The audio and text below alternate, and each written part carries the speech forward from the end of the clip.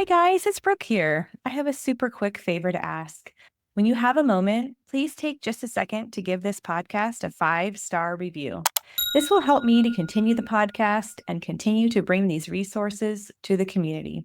Thank you so much for that 5-star review. Well, I think that engagement is everything because once you emotionally connect with your child and your child has that experience of emotionally connecting with you, everything changes. The memory of those moments of connection is so motivating.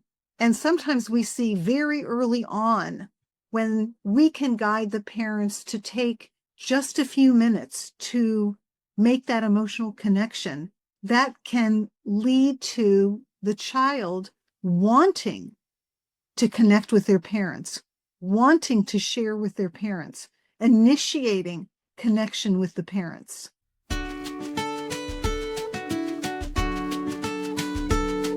Hi, guys, it's Brooke here, and I'm excited to tell you all about our episode this week where we will be talking about engagement and how to foster an emotional connection with your child. And Gail Ludwig, an RDI program certified consultant and speech therapist, will be on with me as we discuss this topic.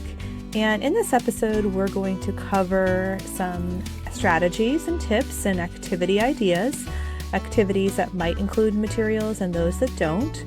And we talk about opportunities for young children and then also for teens and adults. So stay tuned towards the end of the episode. I did put together a top 10 list of tips that will support your journey in fostering engagement. So I hope you find it helpful. Enjoy the episode. All right. I'm so excited to have this amazing conversation today. We have such a treat having Gail Ludwig on as a guest of the show today. And it's going to be a great topic. We're going to focus on something really meaningful and dear to both of our hearts. And so I'm excited to have this conversation, Gail. And I'm going to first just take a minute to introduce you and share a little bit more about who you are and the amazing career you've had. So Gail Ludwig is an RDI program certified consultant and a licensed speech language pathologist. Graduating with a master's in speech pathology in 1982, she has been a practicing speech language pathologist for over 40 years. She has received her RDI certification in 2008. Presently, she primarily works as the executive director of RDI services for TAG, which is Therapeutic Approach to Growth, in San Diego, California. And because of her extensive experience and trainings, she is able to look at clients in a comprehensive way, which considers their communication, strengths, and challenges, relationship obstacles, and sensory motor functioning. Lastly, she has several years of experience supporting students in the school settings, acting as a consultant to school staff, and supervising school shadows using an RDI approach. Gail is very passionate about her work and has experience with clients of all ages. Her philosophy is based on establishing a trusting relationship with her families and supporting them in a way that considers their unique needs. She is a very caring person and works hard at supporting her clients to achieve their maximum potential and have a high quality of life. All right, Gail, that was a lot of things to celebrate and a lot of things to be really proud of. And it's been an amazing, inspiring career and just so much opportunity that you've given to clients and helping and empowering families and the clients that you serve. So thank you for your dedication to, supporting this population that we both enjoy supporting. Oh, you are so welcome. And, I feel like it's all been an opportunity for me to get to know families and support families and individuals and just form relationships with all of them and have them trust me to guide them in their Mhm. journeys. Yes, absolutely. It's such a blessing and a gift to have that opportunity. And so one of the things that we're going to talk about today is just the power of engagement. And as we support autistic individuals and their families, we look very closely at engagement as RDI consultants, and you're also a speech and language pathologist. And I think that the having this intention is such an incredible gift. It's so important.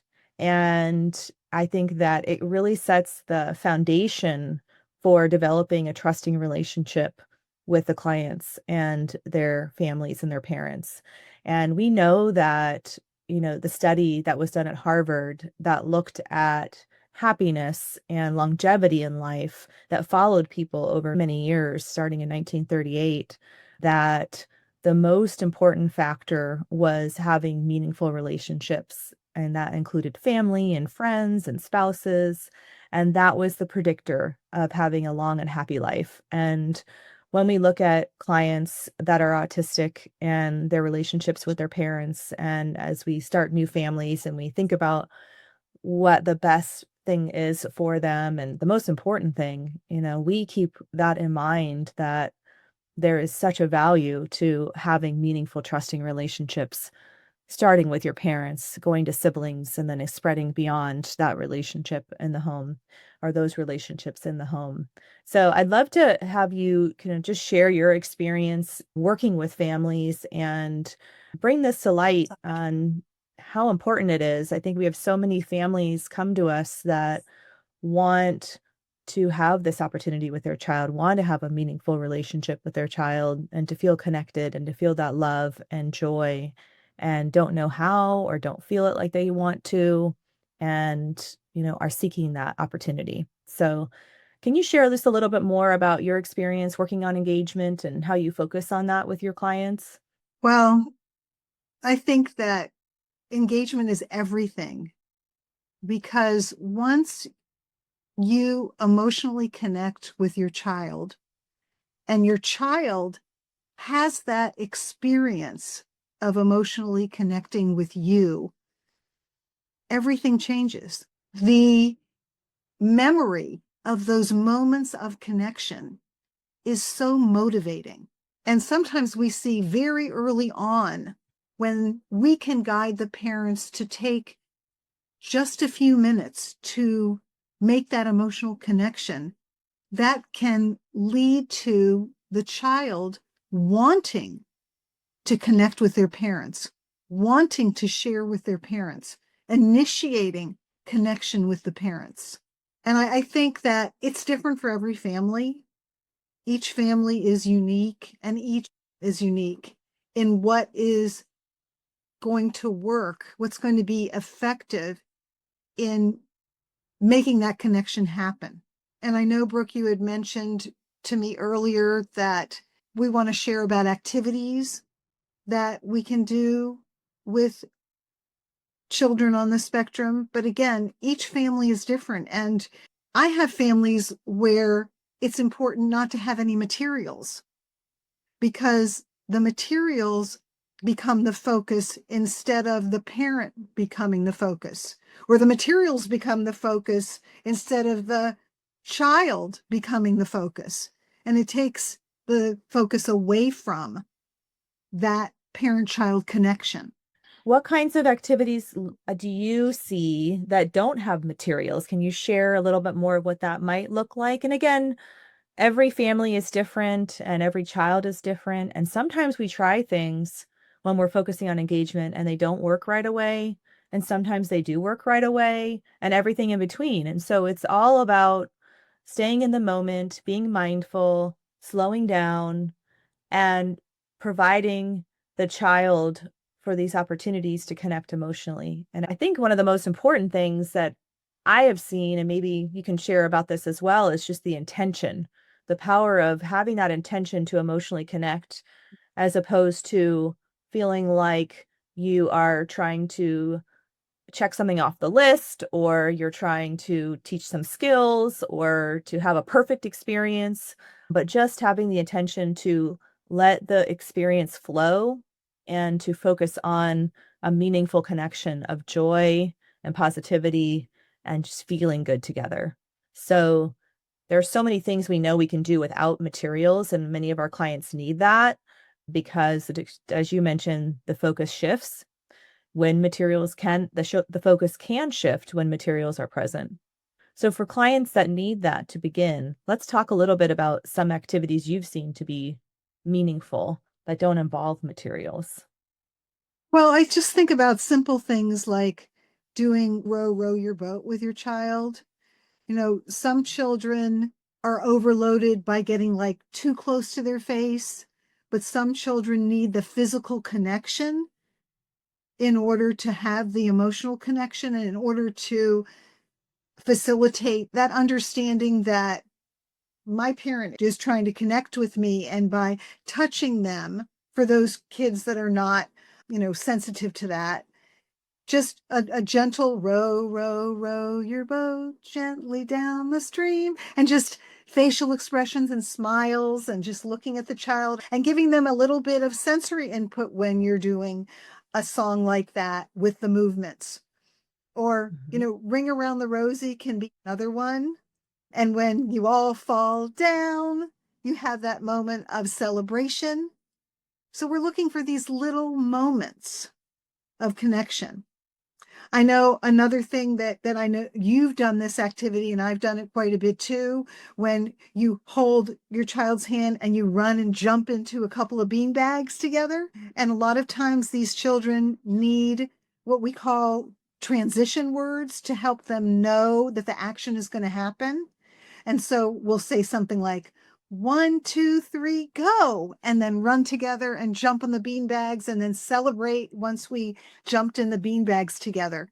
One of the things we're trying to accomplish is a we do instead of I do. And a lot of therapy, a lot of interventions focus on the child's performance. And instead, we want to give these children the opportunity to move with their parent and to do something together with their parent. Sometimes it can be a clapping game, peekaboo, hide and seek, a pillow fight, depending on the child and how they respond and what they understand. Now, sometimes I've seen breakdowns is my child didn't respond when I tried to do a pillow fight with him because maybe the child didn't understand it. So we have to look at something that the child is going to understand and something that is the right level of opportunity, Mhm. because otherwise the child will disengage. And another thing that's so important is always looking at how the child is responding to whatever you're introducing. Because based on that response, you're going to know whether you want to keep doing what you're doing or if you need to make an adjustment and try something else. Well, I was going to add to that that sometimes we also see the value of modeling. And I think when you are inviting your child to participate and maybe they don't respond right away, sometimes it can be valuable just to model the role and let them know that when they're ready, that you would love to participate with them. And so that it gives them the opportunity to see it without the pressure and takes that demand off. And some of our kids are very sensitive to feelings of demand. And so in the beginning, it can be hard because they don't know that if they're used to a lot of demands and prompts, that they don't know yet that this is going to be different, that the focus is going to be different, and that the experience is going to feel different when you're really focusing on engagement and just connecting together. So it can take time to also build up that trust and that willingness to go towards the invitation for some clients. And that's perfectly okay. And it allows the parents to also take the pressure off of feeling like their child has to perform to be successful. Right. And absolutely, the idea of not giving up. If you try it once, not giving up, but then going back and reflecting on it.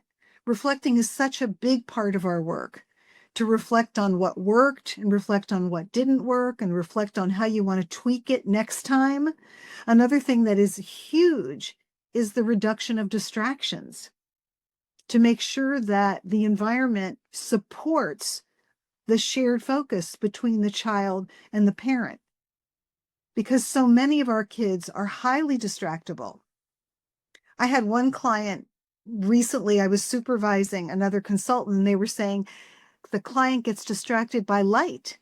And I said, well, close the blinds, put on just a soft light in the corner of the room, reduce the distraction of the light so that you have more of opportunity. This is all about creating opportunity for a parent and a child to connect in a different way. Like you had said earlier, Brooke, that a lot of these parents have a hard time connecting to their child, or they might connect through one game that always works and it becomes what we would call static. The same thing over and over just because that's what gets a response from their child, instead of having it be more dynamic and just natural and authentic. Absolutely.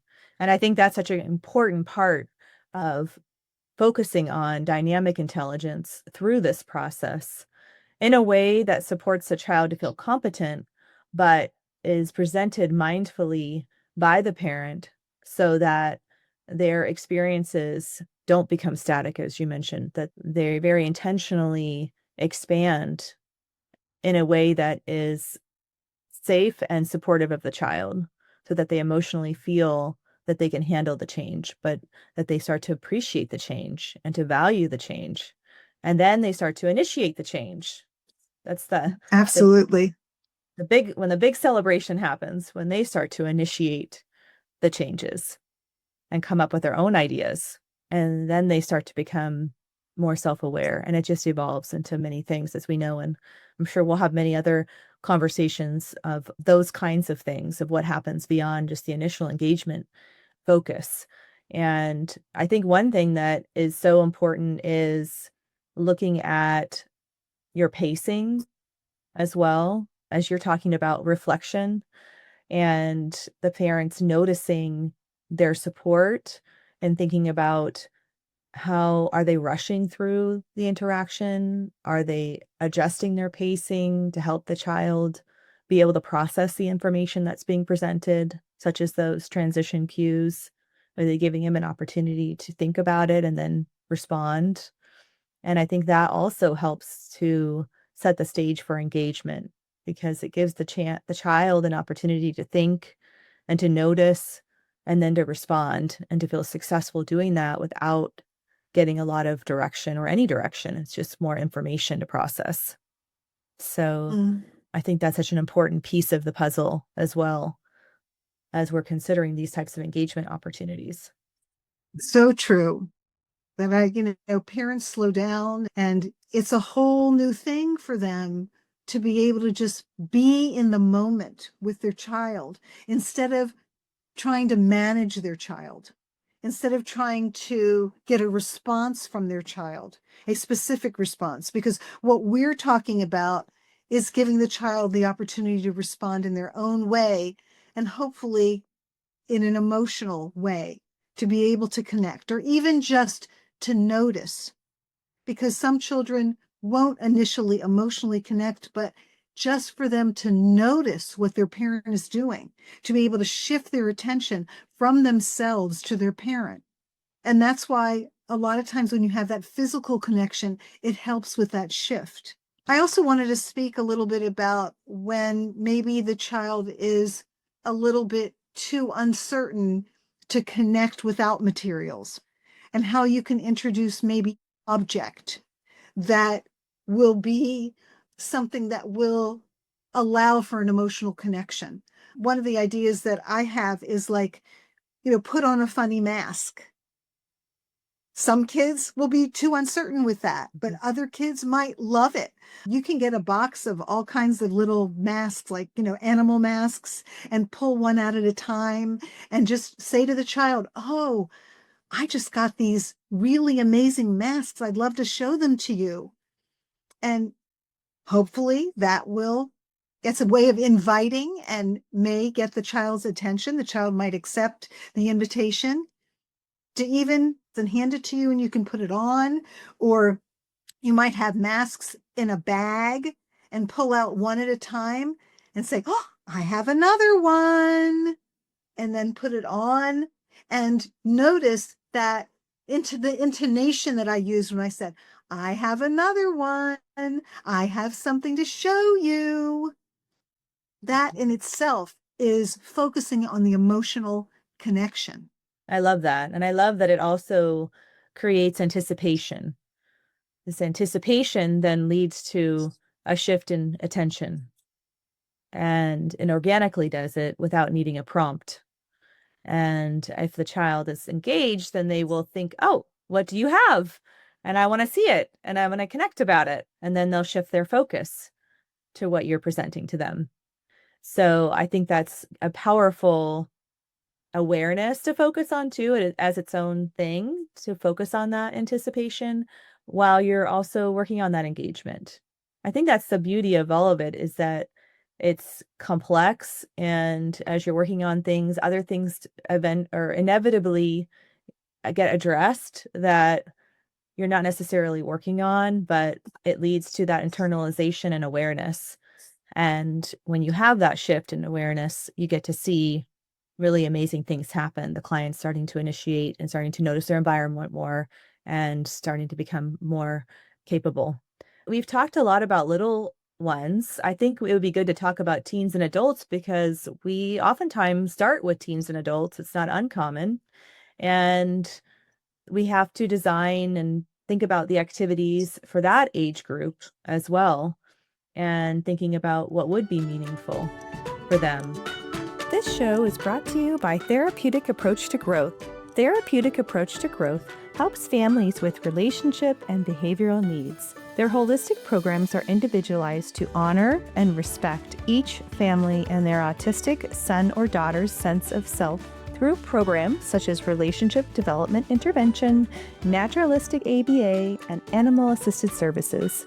If you're finding yourself frustrated or discouraged with your current behavioral programs and would like to see more long-term meaningful growth for you and your family, then contact TAG today at www.tagforgrowth, that's TAGFORGROWTH.com, to learn more about how to schedule a consultation or how they can offer you the help your family needs, whether in person, remotely, or in a school setting.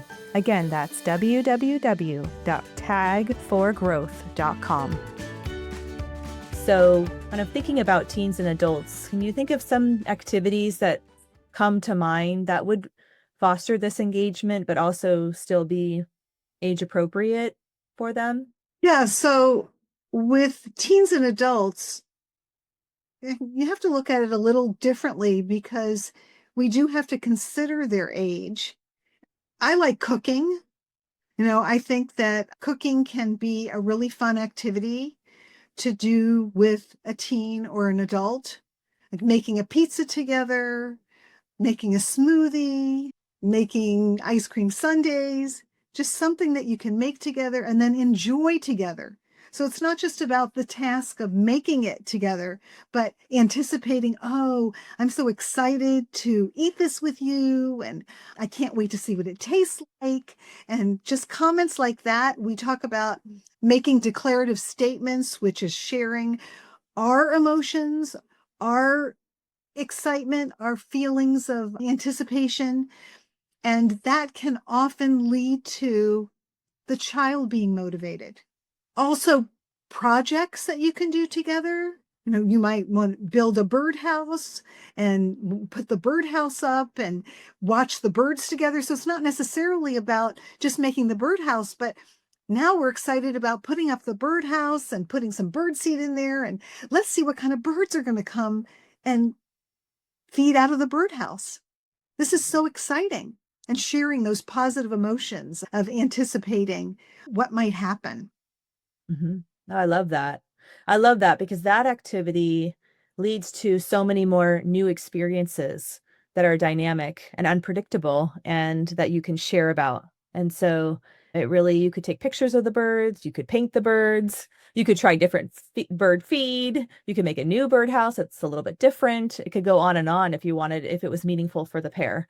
It reminds me of a client I had many years ago that decided to make a garden together, and his dad really wanted to take on this project, which was a pretty rigorous project because they had to cut the wood and create frames to pour cement. And it was a small space. It wasn't a huge area, but it did require a lot of steps. And they did it over time.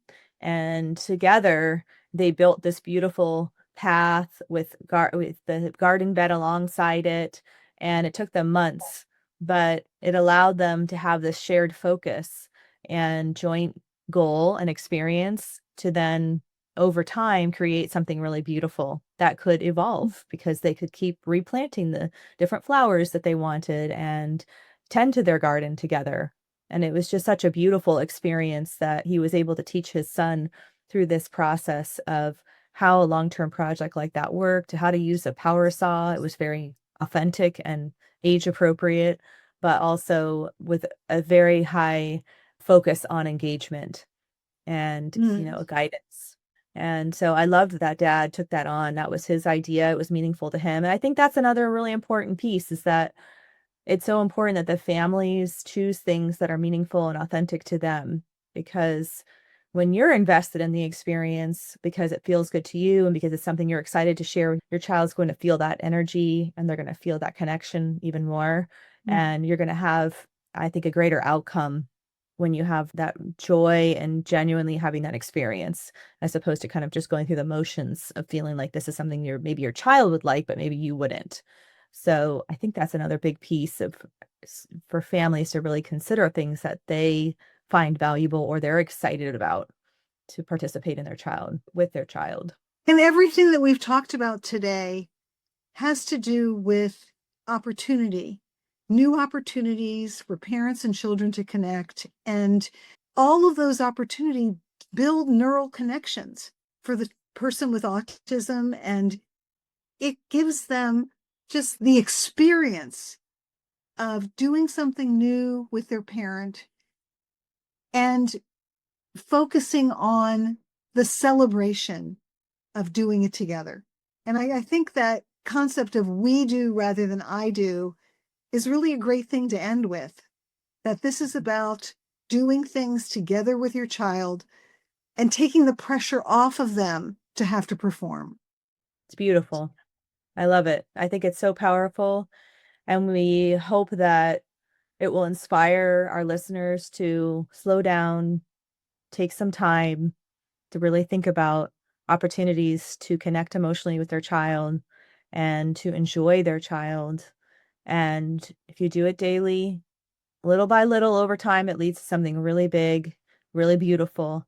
And it's worth the investment and worth the opportunity to just have that chance to enjoy your child and to slow down and have that experience. So thank you so much, Gail, for having this conversation with me today. And I think it's such an important topic, and I'd love to have you on to share other topics in the future and definitely have you back. So thank you so much, Thank Gail. you. I feel like this is just the beginning. There's so much that I think we could converse about and share, Brooke, and I look forward to more talks like this.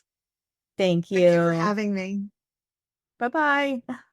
Hey guys, before we wrap up, I wanted to go over some takeaways from today's episode and put together the top 10 tips to foster engagement. So here we go. Number one, set your intention to connect on an emotional level and establish a we do approach as opposed to a you do or an I do approach.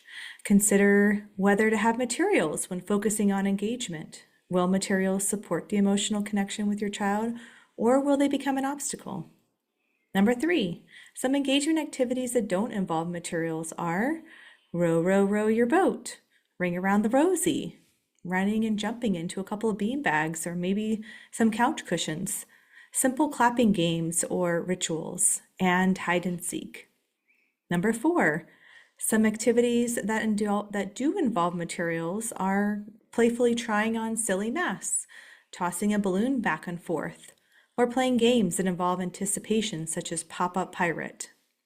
Number five, when creating anticipation about what's to come, try transition cues such as 1, 2, 3, go, or ready, get set, go, and use intonation to bring excitement to the moment. That will naturally bring the focus on you.